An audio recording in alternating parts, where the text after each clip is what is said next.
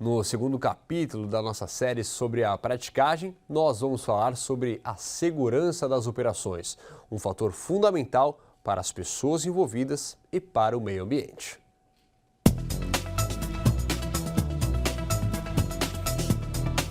Falar que o Porto de Santos é gigante parece até redundância. Só no ano passado, mais de 4.800 navios atracaram nos terminais do Complexo Santista. Embarcações cada vez maiores e mais pesadas, repletas de contêineres, que fazem o porto bater recordes todos os anos. Mas para que isso aconteça, não basta apenas olhar a produtividade. Qualquer acidente em um local tão importante pode ser desastroso. É aí que entram os práticos e todo o seu conhecimento profundo sobre as águas daqui. Nós contribuímos para a segurança do tráfego aquaviário, para a salvaguarda da vida humana no mar, evitando acidentes que possam causar danos pessoais e a preservação da poluição hídrica. Seria esse o grande tripé que sustenta a atividade de praticagem. E existe ainda mais uma outra vertente que é muito visível aqui no caso do nosso Porto de Santos, que é a manutenção das linhas de comunicação livres e desimpedidas, ou seja, o canal podendo ser plenamente utilizado o tempo todo. Afinal de contas, nós aqui lidamos com praticamente 1/3 das trocas comerciais do Brasil, passam aqui por Santos. A falta de um conhecedor das águas rasas traz perigos incalculáveis. Exemplo recente é o acidente que travou o canal de Suez em março de 2021. O navio Ever Given encalhou e ficou atravessado no canal, uma das principais rotas comerciais asiáticas. Uma semana sem operações foi o suficiente para um caos global de desabastecimento de diversos produtos. O comandante Souza Filho alerta que, assim como no canal de Suez, o canal de Santos tem características delicadas para quem não as conhece. Santos é um porto sinuoso, com muitas curvas, ele é estreito, principalmente com o aumento do tamanho dos navios, né? Eu costumo usar sempre essa figura.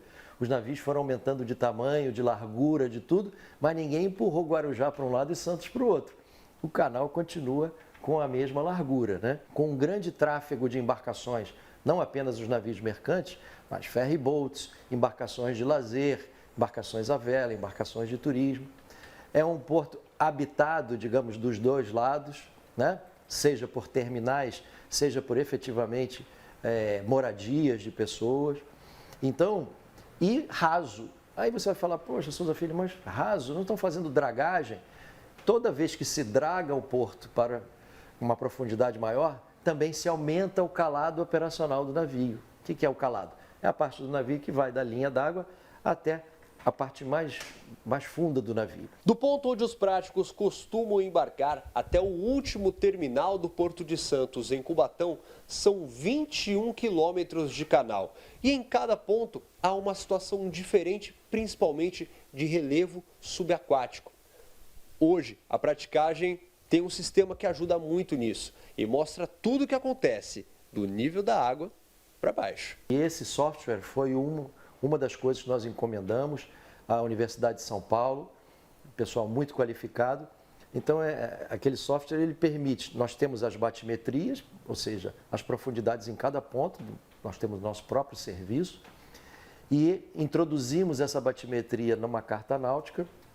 Então, se eu vou, por exemplo, navegar com um navio de 12 metros de calado, eu introduzo ali, olha, eu quero ver como é que está o fundo a 12 metros de profundidade.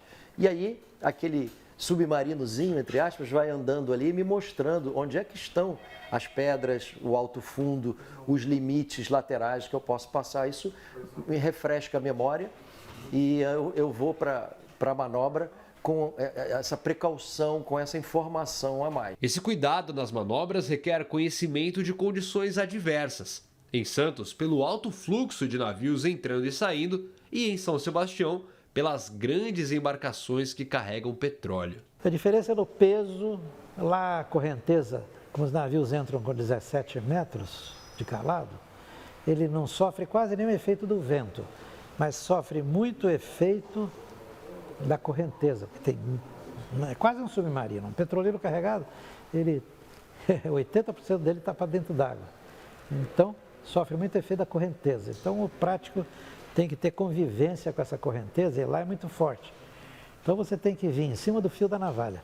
Tem que determinar a direção que a corrente vem, cada dia ela vem numa direção, para você ter um efeito de neutralidade, para não levar o navio de lado nem para lá nem para cá. 50% do petróleo movimentado no país passa por São Sebastião, seja na importação, na exportação, derivados saindo para cabotagem, alimenta 4 refinarias de São Paulo, do Vale do Paraíba, ou seja, uma área altamente importante para a economia do Brasil. Então, um acidente que inviabilize aquele terminal, em que danifique 1, 2, 3, 4 posições de atracação, é um prejuízo econômico para o Brasil gigantesco.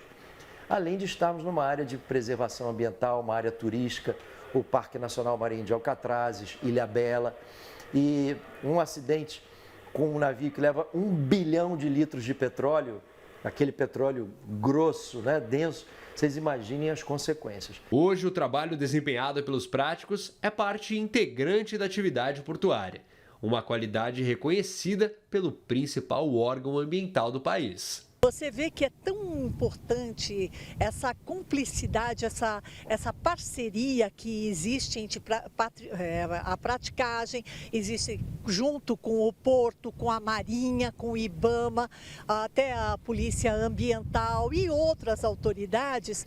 Quando nós temos a ocorrência de animais que adentrem aqui o canal, como baleias, invasão de baleias, de golfinhos, aonde todos esses órgãos e a praticagem fazem parte de um monitoramento, de um acompanhamento e de informações constantes e reais, aonde a gente pode resolver e a gente pode sanar qualquer problema que pudesse acontecer e realmente fica tudo sob controle. Com uma média de 35 manobras por dia, chegando a mais de 60 em dias de pico, a praticagem de São Paulo vai fortalecendo seu trabalho na navegação nacional.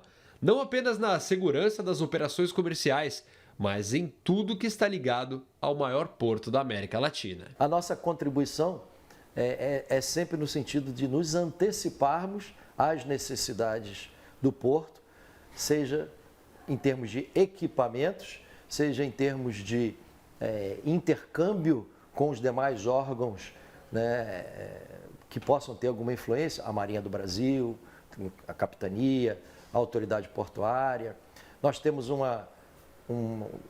também um memorando de entendimento para respostas de crise aqui. Por exemplo, caiu uma pessoa num terminal na água.